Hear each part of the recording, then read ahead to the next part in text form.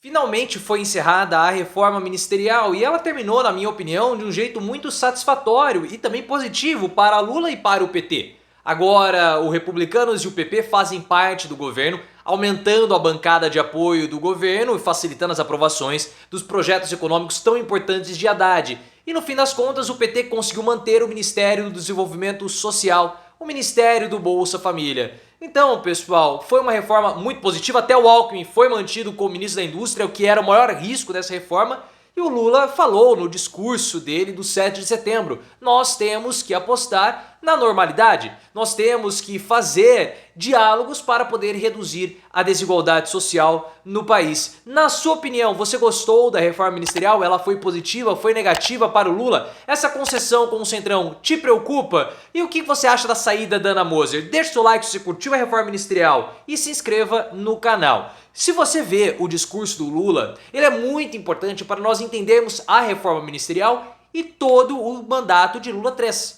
Porque o discurso que o Lula fez de 7 minutos e pouquinho em rede nacional sobre o 7 de setembro é uma aula política que mostra quais são os rumos e os objetivos de Lula agora nesse terceiro mandato. Porque, mais uma vez, ele pregou um discurso para reduzir a desigualdade social. Lula falou, olha, nós temos que apostar no diálogo. O 7 de setembro vai ser um 7 de setembro de união, de democracia, e não de ódio, de fúria, aquelas coisas. Porque é assim que Lula faz o terceiro mandato. Uma aposta na política, uma aposta no diálogo, com o objetivo de reduzir a desigualdade social. Esse é o grande mote de Lula nesse terceiro mandato e ele tem falado, refalado, dito, redito, ele não cansa de dizer. Então se as pessoas não começarem a olhar para as ações de Lula com essa ótica da redução da desigualdade social, vão fazer análises completamente equivocadas ou vão fazer análises sem considerar o grande objetivo do governo.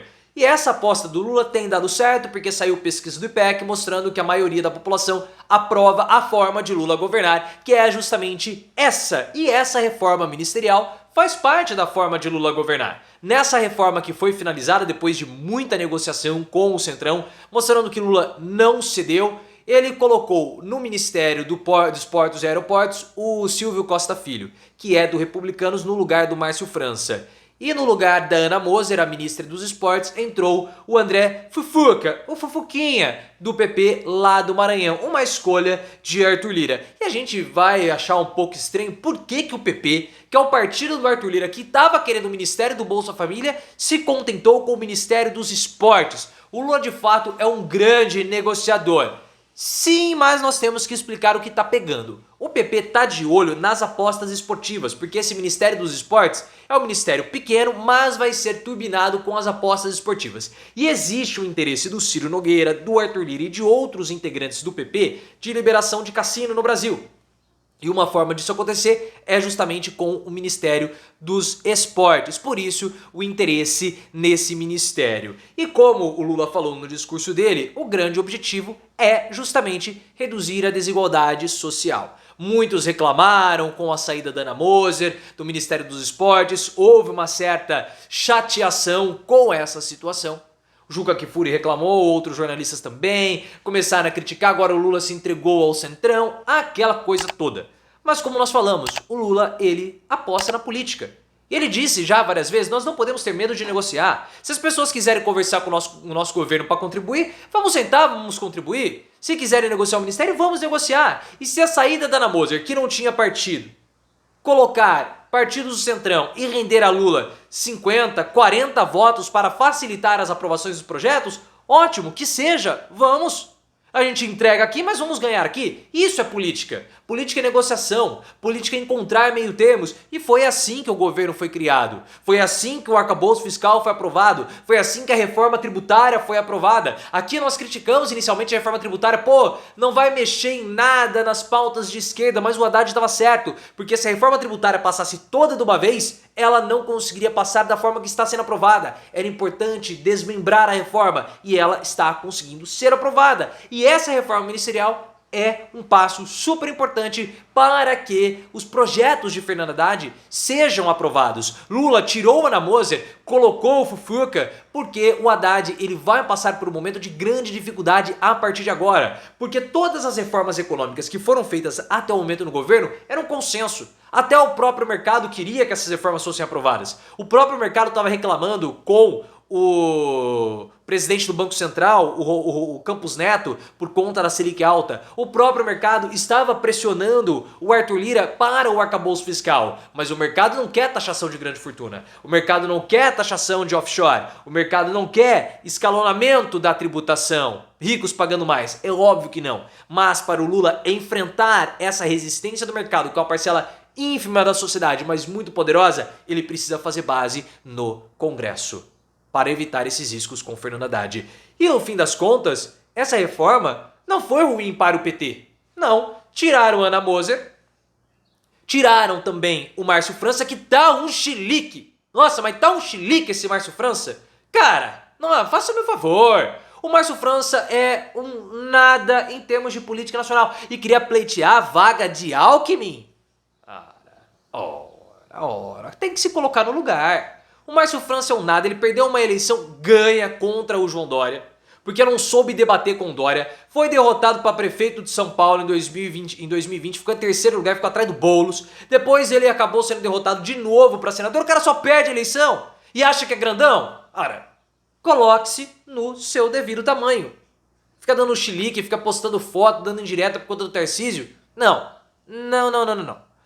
Para o PT, a reforma foi boa, porque foi mantido o Ministério do Bolsa Família, com o Wellington Dias, que tem feito um trabalho muito do mequetrefe, até o Lula acha isso. Tá doido pra tirar o Wellington Dias, doido.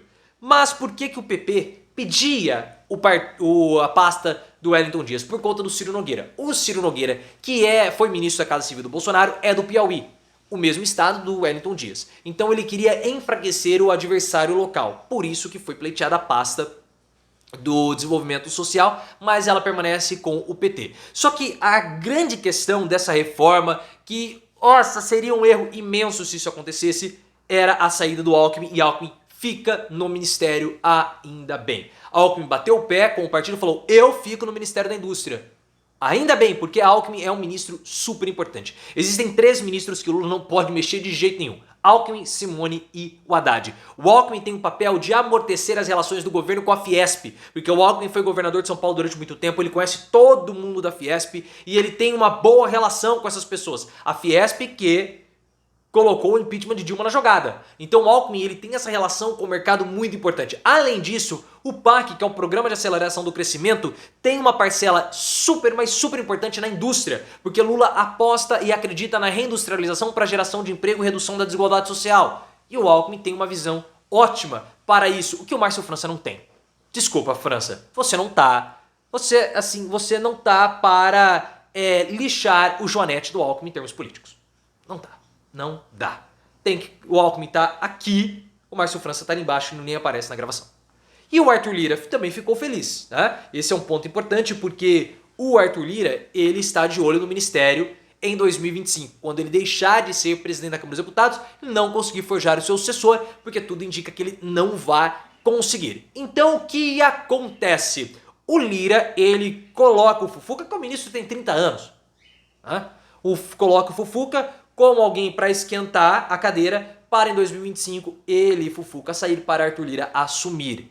Mas o Ministério do Esporte, eu não sei se o Lira vai querer esse ministério. Tudo bem que tem mais um ano e pouquinho até lá, até o mandato do Lira terminar, tem eleição municipal, mas não é um ministério de entrega, não é um ministério de chegada. Como, por exemplo, o Ministério dos Transportes, que é do Renanzinho, filho do Renan Calheiros, cotado para até disputar uma vice-presidência em 2026, mas isso tem até um certo tempo e muita discussão para rolar. Então o Lira fica feliz, porque agora pelo menos ele já tem um lugarzinho para ocupar caso ele não consiga forjar o sucessor. E o grande medo de Arthur Lira é ficar sem poderes. Uma reforma ministerial que agrada uma parte considerável da população foi boa para Lula, foi boa para o PT e na verdade foi boa para a maioria das pessoas.